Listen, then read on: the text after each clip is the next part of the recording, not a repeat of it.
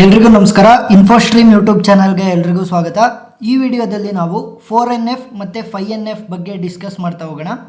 So ಮೊದಲಿಗೆ 4NF ಬಗ್ಗೆ discuss ಮಾಡ್ತಾ ಹೋಗೋಣ. ಸೊ ಈ 4NF ಅಂದ್ರೇನು? It is A I level normalisation. So 1NF ಇರ್ಬೋದು, 2NF ಇರ್ಬೋದು, 3NF ಇರ್ಬೋದು, BCNF ಇರ್ಬೋದು. ಅವುಗಳಿಗಿನ್ನ ಎಲ್ಲದಕ್ಕಿಂತ ಮೇಲೆ ಇರುವಂಥ ನಾರ್ಮಲೈಸೇಷನ್ನೇ 4NF normalisation. Next it deals with the multi valued dependencies. Multi valued dependencies ಅಂದರೆ ಏನು ನೋಡಿ. ಇಲ್ಲಿ ಕೆಮಿಸ್ಟ್ರಿ ಈಸ್ ಎ ಕೋರ್ಸ್, ಒಂದು ಕೋರ್ಸ್ ಕೆಮಿಸ್ಟ್ರಿ.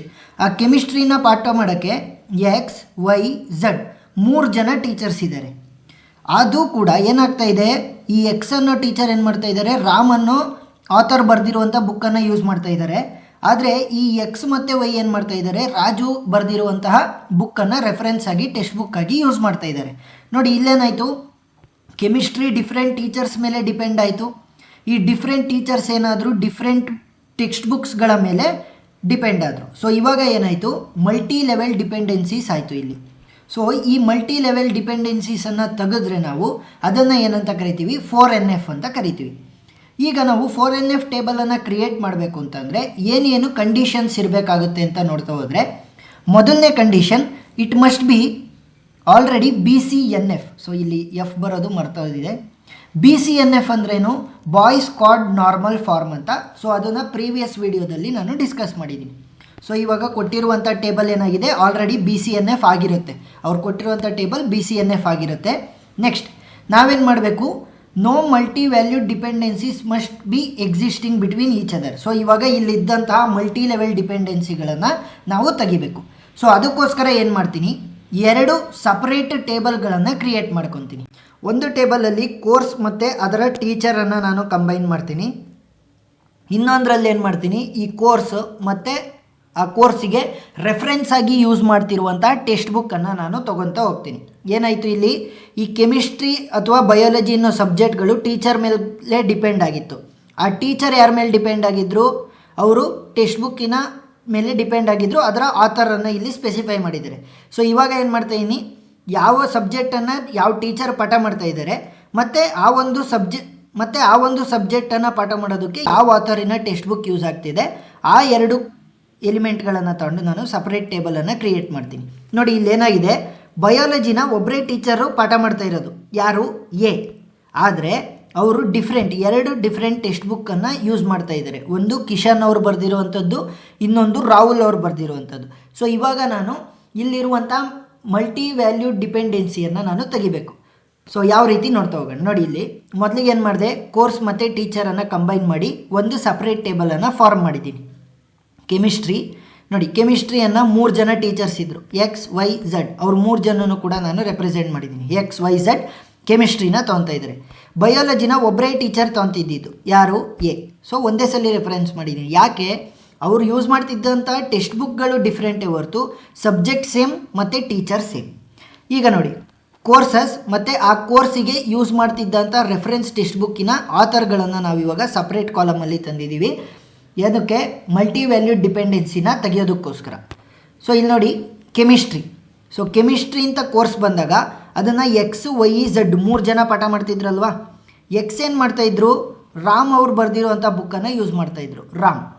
ನೆಕ್ಸ್ಟ್ ವೈ ಮತ್ತು Z ಏನು ಮಾಡ್ತಾಯಿದ್ರು, ರಾಜು ಅವರು ಬರೆದಿರುವಂಥ ಬುಕ್ಕನ್ನು ಯೂಸ್ ಮಾಡ್ತಾಯಿದ್ರು, ಇಬ್ಬರು ಕೂಡ. ಸೊ ಕೆಮಿಸ್ಟ್ರಿ ರಾಜು ಅವರು ಬರೆದಿರುವಂಥ ಬುಕ್. ಸೊ ಇವಾಗ ರಾಮ್ ಬರೆದಿರುವಂಥ ಬುಕ್ಕು ಯೂಸ್ ಆಯಿತು, ರಾಜು ಅವರು ಬರೆದಿರುವಂಥ ಬುಕ್ಕು ಯೂಸ್ ಆಯಿತು. ಯಾವ ಸಬ್ಜೆಕ್ಟ್ದು ಅಥವಾ ಯಾವ ಕೋರ್ಸ್ದು, ಕೆಮಿಸ್ಟ್ರಿದು. ನೆಕ್ಸ್ಟ್ ಇನ್ನು ಉಳಿದಿರುವಂಥದ್ದು ಬಯಾಲಜಿನ ಒಬ್ಬರೇ ಟೀಚರ್ ಪಾಠ ಮಾಡಿದ್ರೂ ಕೂಡ ಇಬ್ಬರು ಆಥರ್ಗಳಿದ್ದಾರೆ. ಸೊ ಕಿಶನ್ ಒಬ್ಬರು ಆಥರು, ಇನ್ನೊಬ್ಬರು ರಾಹುಲ್.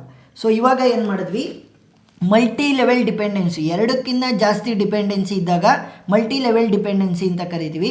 ಆ ಮಲ್ಟಿ ಲೆವೆಲ್ ಡಿಪೆಂಡೆನ್ಸಿಯನ್ನು ನಾವು 4NF ಅಲ್ಲಿ ತೆಗೆದ್ವಿ.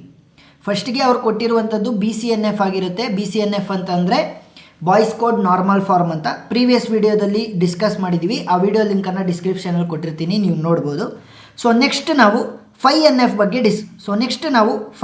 ಬಗ್ಗೆ ಡಿಸ್ಕಸ್ ಮಾಡ್ತಾ ಹೋಗೋಣ.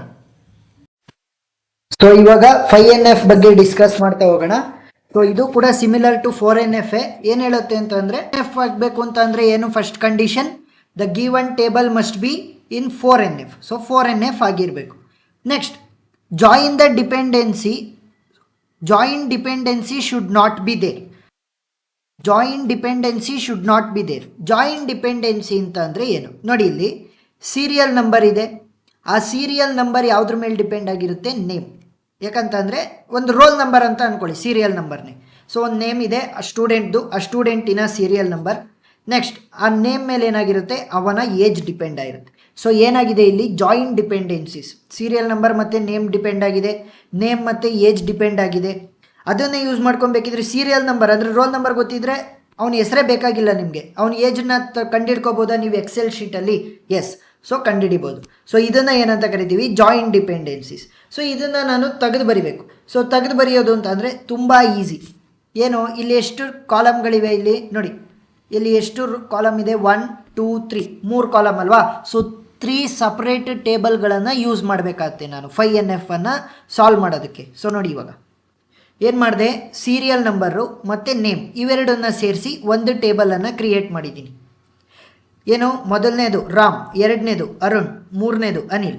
ನೆಕ್ಸ್ಟ್, ಸೀರಿಯಲ್ ನಂಬರು ಮತ್ತು ಏಜನ್ನು ಯೂಸ್ ಮಾಡಿಕೊಂಡು ಒಂದು ಟೇಬಲನ್ನು ಕ್ರಿಯೇಟ್ ಮಾಡಿದ್ದೀನಿ. ಯಾಕಂದರೆ ನೀವು ಸೀರಿಯಲ್ ನಂಬರ್ ಅಥವಾ ರೋಲ್ ನಂಬರ್ ಇದ್ದರೆ ಅವನ ಏಜನ್ನು ನೀವು ಡೈರೆಕ್ಟಾಗಿ ಕಂಡುಹಿಡಿಬೋದು without using the name.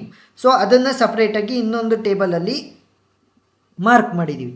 Next, ಮೂರನೇ ಟೇಬಲ್ ಏನು? ನಿಮಗೆ ಸೀರಿಯಲ್ ನಂಬರೇ ಬೇಕಾಗಿಲ್ಲ. ಎಕ್ಸೆಲ್ ಶೀಟಲ್ಲಿ ನೀವೇನಾದ್ರೂ ನೇಮನ್ನು ಹಾಕಿದ್ರೆ ಅವನ ಏಜ್ ಡೈರೆಕ್ಟಾಗಿ ಬರುತ್ತೆ. ಸೊ ಏನಾಯಿತು? ನೇಮ್ ಮತ್ತು ಏಜನ್ನು ಸಪ್ರೇಟ್ ಟೇಬಲಾಗಿ. ಇಲ್ಲಿ ಏನು ಮಾಡಿದ್ದೀವಿ? ಪ್ರತಿಯೊಂದು ಎಲಿಮೆಂಟಲ್ಲಿ ಇರುವಂತಹ ಜಾಯಿನ್ ಡಿಪೆಂಡೆನ್ಸಿಯನ್ನು ತೆಗೆದಿದ್ದೀವಿ.